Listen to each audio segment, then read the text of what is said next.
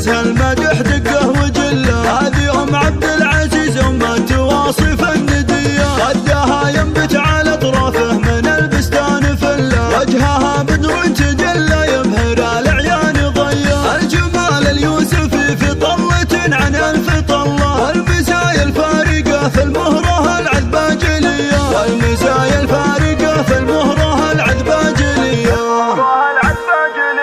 بنت عز في كنف من عيشوها مسفهله، الشيوخ اهل المكارم والوفا واهل الحميه. العقل لابت منهاجهم ما فيه خله، سادة الامجاد ورجال الفخر والمقدريه. المراجل والطناخه مذهب فيهم ومله، في سنام العز مكار الحراره صارمي. وحفلنا الليله له ارواح الغواوي مستهله، عود ازرق في المباخر والدلاله شاذليه. لتنفيذ أو تعديل الأعمال من خلال التواصل على رقم الظاهر بالفيديو لابس ثوب المفاخر من الجدود في بنات كل وصف حلاه اللاقي والله. والعقل والثقل فيهن والحسن والجاذبيه، كل وحده من حلاها كانها نجمه مطله. شامخات بالوصايف والحلا والقابليه، المهاره اللي تربى عز ما فيهن مذله. من صروح الفخر حازن مركز بالاولويه، من صروح الفخر حازن مركز بالاولويه.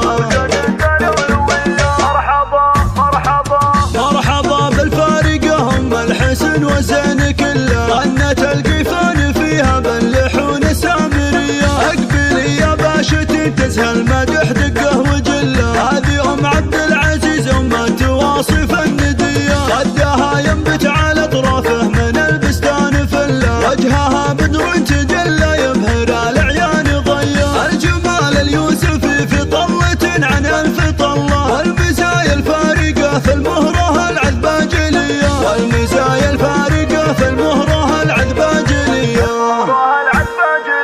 بنت عز في كنف من عيشوها مسفهله، الشيوخ اهل المكارم والوفا واهل الحميه. العقل لابت منهاجهم ما فيه خله، سادة الامجاد ورجال الفخر والمقدريه. المراجل والطناخه مذهب فيهم ومله، في سنام العز مكار الحراره صارمي. وحفلنا الليله له ارواح الغواوي مستهله، عود ازرق في المباخر والدلاله شاذليه. في فرح عبد العزيز اللي له العزه جبله، لابس ثوب المفاخر من الجدود الاوليه. في بنات كل وصف من حلاه اللاقي والله، والعقل والثقل فيهن والحسن والجاذبيه. كل وحده من حلاها كانها نجمه مطله، شامخات بالوصايف والحلا والقابليه. المهاره اللي تربى عز ما فيهن